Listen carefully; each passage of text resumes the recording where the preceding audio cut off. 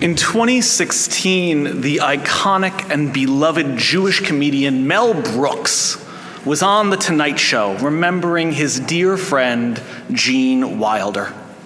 Suddenly, without missing a beat, Brooks, then a mere 90 years old, reflecting on the success of Blazing Saddles 40 years beforehand, took a black comb out of his pocket, and with a twinkle in his eye, he put it underneath his nose, forming and evoking the most hated and iconic mustache of the 20th century.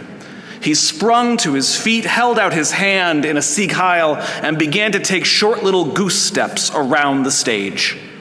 In the clip, you can hear Jimmy Fallon panic, and the audience begins to cackle, and a smiling Brooks then sits down on his chair, grinning ear to ear, and he says, "I'm sorry, it's a nervous tick."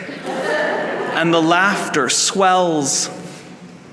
Nazism is a creature of high drama and great theater. Everything is done in extremes. The symbols are huge. The pageantry is massive. They are eye-catching. They are bold. The uniforms are sharp. The fascists, they move in perfect synchronicity.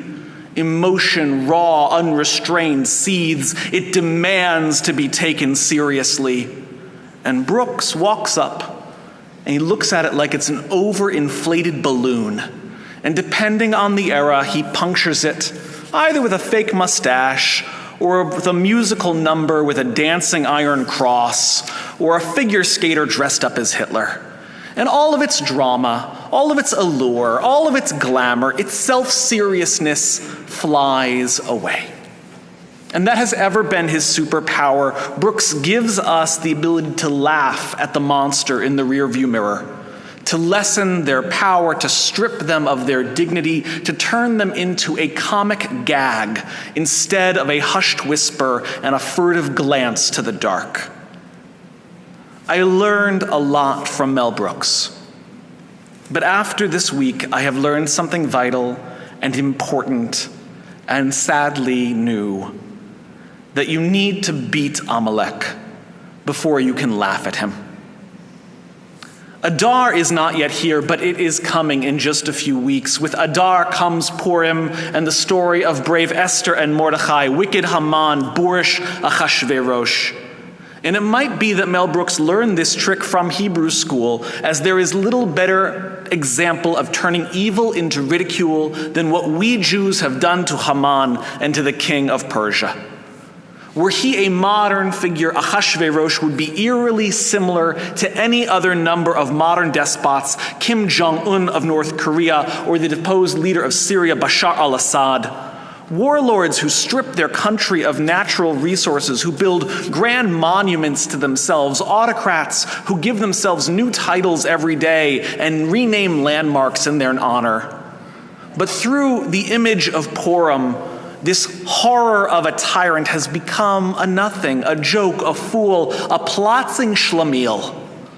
And as for Haman, that brutal executioner, that man who would have been well in place in Stalinist Russia for killing you, for not clapping long enough, for not bowing low enough, for not scraping appropriately enough, he too is transformed through Purim's magic.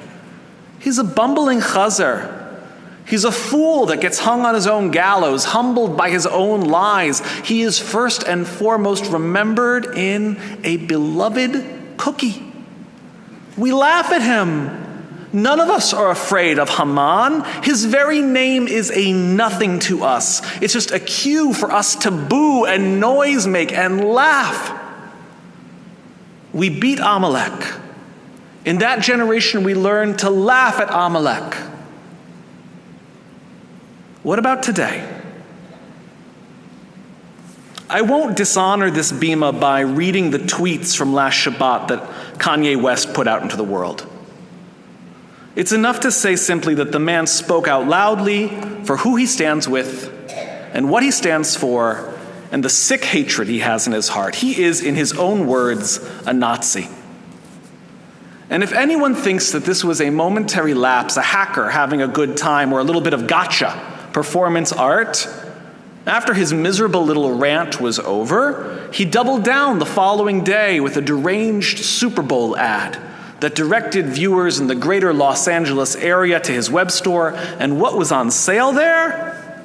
Only a single item, a white t-shirt with a black swastika on it.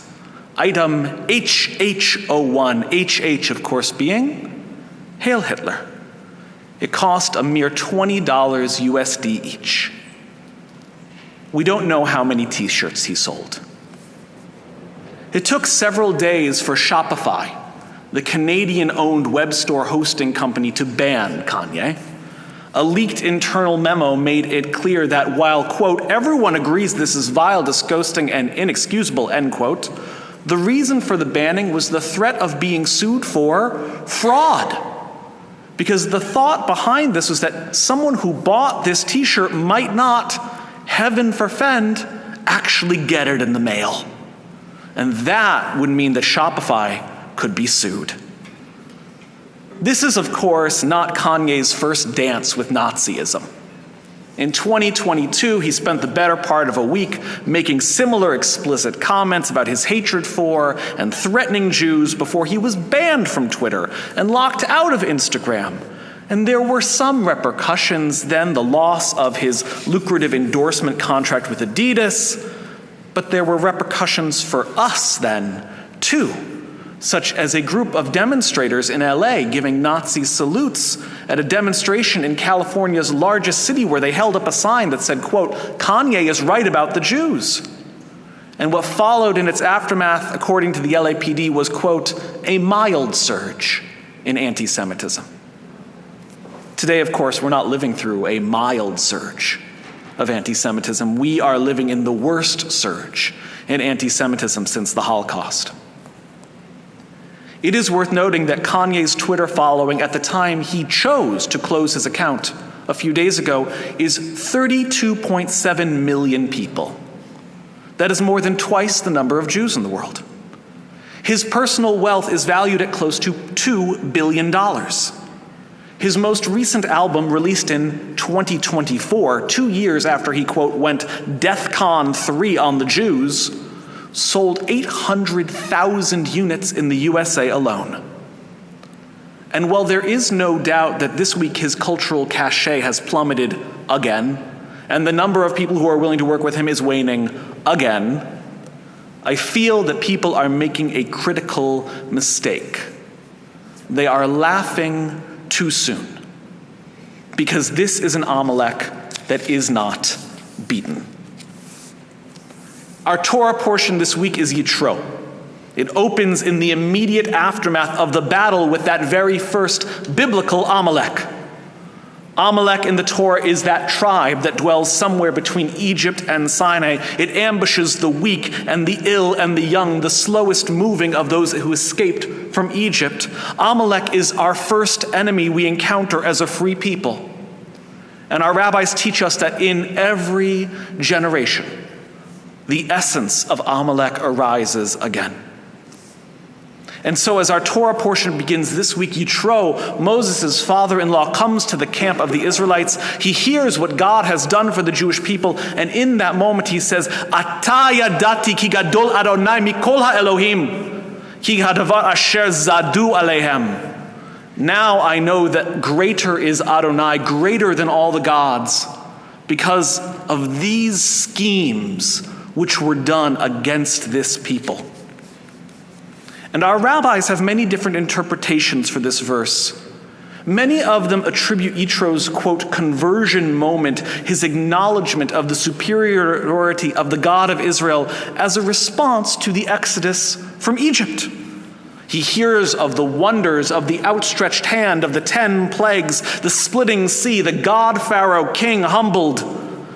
And that is the miraculous proof that finally opens his eyes to the truth of the world. This is the God of Israel. The God of Israel is not bound to one land. The God of Israel is not bound to elemental dominion. He is not a God of fire or water. He is not a man on a throne, a power of the world. The God of Israel is Gadol, is the greatest. But there is a minority of commentators who say that it is not the defeat of Egypt and Pharaoh that inspires Yitro to make his grand pronouncement. This group of rabbis argues that it is the survival of the Jewish people against the evil of Amalek that inspires Yitro to say, "Greatest is God, for it is by seeing them through against the schemes of this people that now I know." There has always been people who viewed the miraculous survival of the Jews against all odds throughout the millennia of our existence in the many nations in which we dwell as the final and ultimate proof. Our survival is the proof that there is something special about us and about our covenant with God. And Yitro, they argue, was the first. And just as Amalek is found in every generation, Yitro is found in every generation. And just as Amalek arises to attack us and hate us and hound us and seek our end, there are those spiritual Yitros who arise from amongst the nations to defend us and stand with us and love us and sometimes thank God for them, become us. How do you beat a modern Amalek?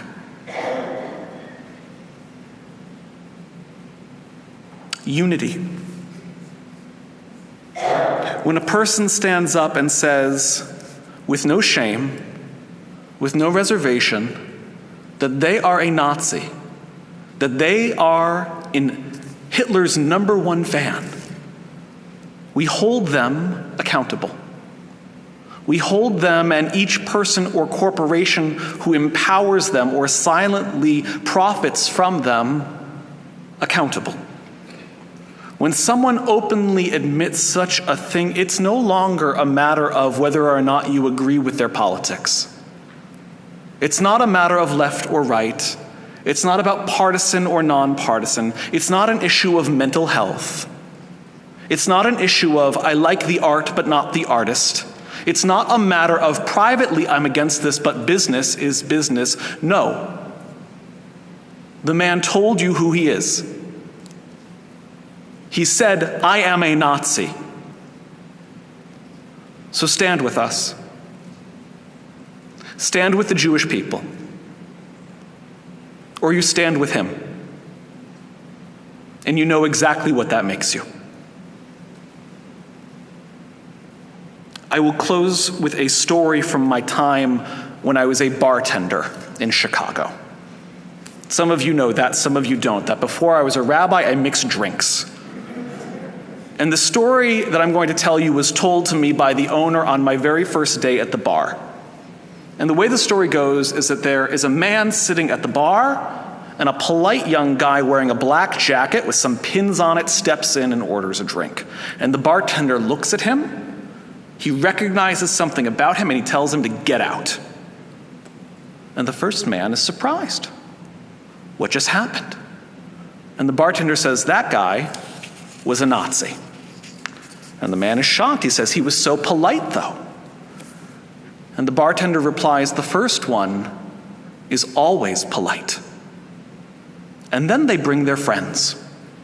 And you serve them too, because hey, they're just talking.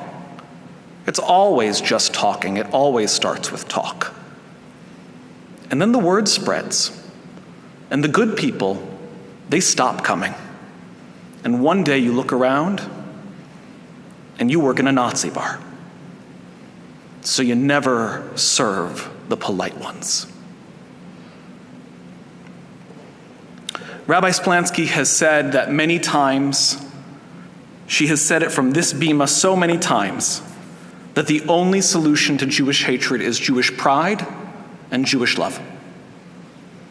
And if you, like me, believe today, and many people do, that we alone, the Jewish people alone, we're not going to be able to defeat Jew hatred or anti-Semitism or this Amalek without friends and without allies, then what else can we do to help our allies to help our Yitros of this generation find us.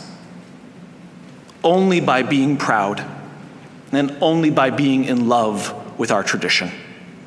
For if we do not hold ourselves proudly and love ourselves and bravely face the world, who will come and stand with us? So do not allow yourself to become afraid.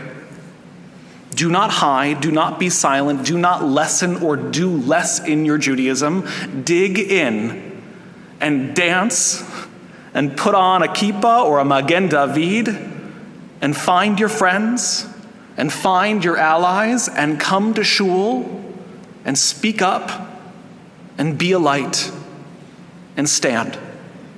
Stand with our people. Because one day, this I swear, once again we will laugh. Shabbat shalom.